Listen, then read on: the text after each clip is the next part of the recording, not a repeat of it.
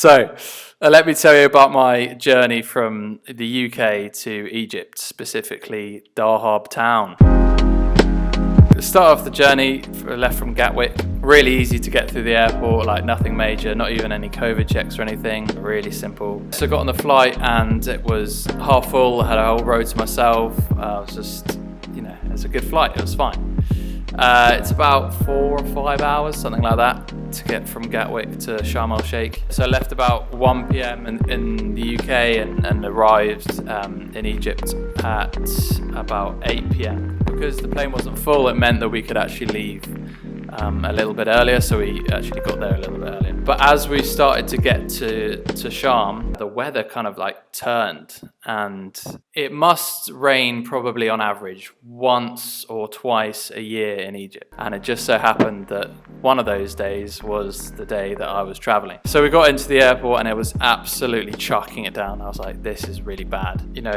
Everything seemed to be just a lot slower. Eventually we got through to the airport, and so this side I did need my proof of being fully vaccinated, and I think it's either a negative PCR or a proof of being fully vaccinated, which makes sense. I was all prepared for. I actually had both because I just didn't want to get stuck at any point. I thought there was no point just like risking getting one. And obviously the other thing you need is the health declaration, but you can get that on the plane, but I also had that before I flew. So we get through passport control, and everything's, even though the rain's coming down, it feels like things are going a little bit slower, but we're here. We got to the airport and everything seems good. But at this point, obviously I have to collect my bags, and let's say we arrived at 8 p.m. and I was waiting for my bags. Usually you're waiting for, 10 minutes, 15, maybe 20 max. It took them an hour for me to get my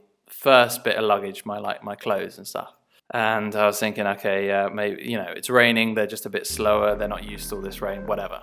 And then I'm obviously waiting for my ball bag because I'm bringing all my windsurf stuff with me. It takes another hour. So I've been waiting there 2 hours to get all my bags. And as you're waiting, you're kind of thinking, oh shit, they've either forgotten to bring it, or it's broken, or it's gone missing, or you're just thinking like the worst case scenario. I'm thinking, this is such an inconvenience. If my stuff hasn't made it, I'm going to be pretty annoyed. But anyway, yeah, I did get it eventually. Some guy just brought it out, like it wasn't on the conveyor belt or anything. And it's so hard to communicate with these guys because they don't really speak any good English, and they're not very proactive in trying to help you necessarily because it's not really in their interest. You're hoping that they would, but I know in reality that they're not gonna go out of their way to try and help you. Anyway, yeah, so eventually I got my bag. Just some guy brought it to me. He didn't bring it to me, just like plonked it on the floor, and he was like, whose bag? I was like, that's mine. Grabbed it, went through their little security bit fine, and then got out the other side of the airport. Now, I had pre-arranged for a taxi to come and get me, and I'd given him my flight details, so I was like, can you pick me up when my flight lands? So he was there at 8 and obviously waiting for my bags for 2 hours. It was now 10 p.m. So I'm thinking, oh shit, this is going to be hard to find this guy if he's still here. Eventually, I did manage to find him. Thankfully, he was still waiting there. So I was super happy to see him holding up his little sign. So yeah, I was happy to see him and just get my bags, get it into the taxi and set off. And I was like, okay, good. We've made it this far. We're on our way to Dahab and things are looking, pretty good. I mean, it's a bit late, but I'm just keen to get to Dahab and sort my stuff out. So we're driving and it's pretty smooth. It's still chucking it down with rain at this point, and I'm just we've got to just get to Dahab now. We were driving for like half an hour, let's say, and we approached the first checkpoint. And I remember from last time that there was a series of checkpoints, and they were quite strict because of the whole pandemic. They were like really checking every car that was coming in and making sure we had to always wear a mask, like going through the checkpoints and stuff. Like it was a real big thing obviously back then. And then this time we approached the first checkpoint and I saw there was like a stack of cars just like queued up, and I'm just thinking like, this is probably just COVID checks, probably taking a little bit longer. And then with the added extra of the rain for whatever reason, apparently that just slows everything down. But as we get closer, I'm trying to I can't really see because it's raining and it's dark, but the cars in front of us had the hazard lights on, and I'm thinking okay, what is going on here? Anyway, we queue up behind, it's 6-7 cars back. Now we're waiting there for about 10 minutes. 10, 15 minutes go by, 20, and half an hour, and then now I'm starting to think, okay, nothing's really moving. What's going on? And I'm trying to ask the driver, and he doesn't speak a word of English, nothing at all. I'm saying okay, what's going on? Do you know what's going on? What's the situation? And he just sort of shrugs at me and doesn't really. He probably doesn't know himself, so he's trying to work it out as well. Anyway, so this time passes, and I'm thinking okay, we're not moving.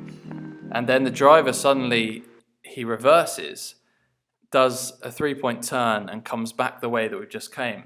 I'm thinking sick. He knows another route. It's all good. He's turned around and we're just gonna go another way. And then after about 5 seconds, he does the same thing again, points back the other way, tucks in behind a row of other cars that were to the side, completely out the way, with their engines off, no hazards or anything, and lights out, and essentially just parks behind them. And he turns to me and he just says one word. He turns around and he says, "Sleep." I'm thinking, what do you mean sleep? He's like, "Sleep." And he winds the chair back, so he's now leaning back and all the way back, and he just folds his arms, he's in his coat, and his hoodie's up, and he just puts his head to the side, and he's just essentially just went to sleep. And I was like, okay, I guess we're here now. We can't get through, and our only option is just to stay here. So my only option was to go to sleep, and we're staying here for the night. At that time as well, I was traveling in a coat, hoodie coats, long trousers and trainers. And I was so glad that I did, because it was absolutely freezing. In the evenings in Egypt typically does get a bit colder anyway. Just on that day it was particularly cold, and I was so glad I was wearing that, because there was no blankets or anything. I was just had to sleep in my coat. At the time I was thinking of different alternatives, what can we do here?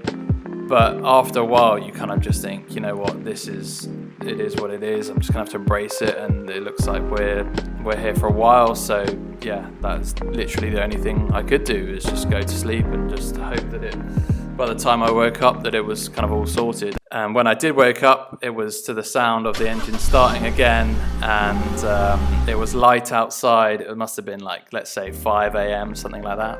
And I woke up, and I sort of I was just kind of trying to talk to the driver. I was like, "Oh, can we go through now?" And again, he doesn't really say anything. He can't speak in English, so I'm just having to kind of guess what's going on. But you can see that some cars are moving through now at this point. So I'm thinking, okay, at least we're moving, and we get through the checkpoint. So what had happened was the police had basically just blocked off the road because of the flooding. They didn't want anyone driving on the roads because it was going to be too dangerous. But now that the rain had stopped and the water had kind of drained off the roads, they were letting cars through. So we were up and going. We're off again. So we're still trying to make our way to Dahab, but we're doing a bit better than we were before. So I was thinking, how bad can this really be for them to shut the road completely? And initially looking around, I was like, it kind of looks fine. There's not really a lot going on. But then the further we got, the more obvious it was, how bad the roads were. There was just still little bits of flooding and sand and mud that had moved into the road, and it was not the best, so I'm kind of glad it could have been a lot worse. Now we're making some pretty good progress. I'm still pretty tired. I haven't got that much sleep, but at least we're moving now. So yeah, that was the extent of it. The first bit after that of driving was a little bit slow because of patches of flooding here and there, but on the whole we got there and arrived in Dahab, and I think it must have been 9 a.m. or something like that. So it was a long old journey. For what it should have been an hour's drive normally, ended up being an overnighter and bit of a shit show. But we got there eventually, and we arrived in Dahab, arrived at the centre, saw some familiar faces, and I felt a lot better having actually arrived. And the sun was shining, it was getting a bit warmer, and I saw some people out in the water, and I was just happy to be there, and happy that, you know, I'd actually arrived in one piece, and all my kit as well in one piece. All my luggage, I was fine. So all in all, like, not too bad. Yeah, that was my journey to Dahab. A little bit different from the norm. What should have been about an hour's drive ended up being sort of like 12-hour journey, which was pretty nuts. But yeah, to be honest, I'm just glad to have made it, and I'm here now, and stoked to be in Dahab. So yeah, as always, thanks for watching, guys. Hope you have a great rest of your day, and I'll see you in the next video.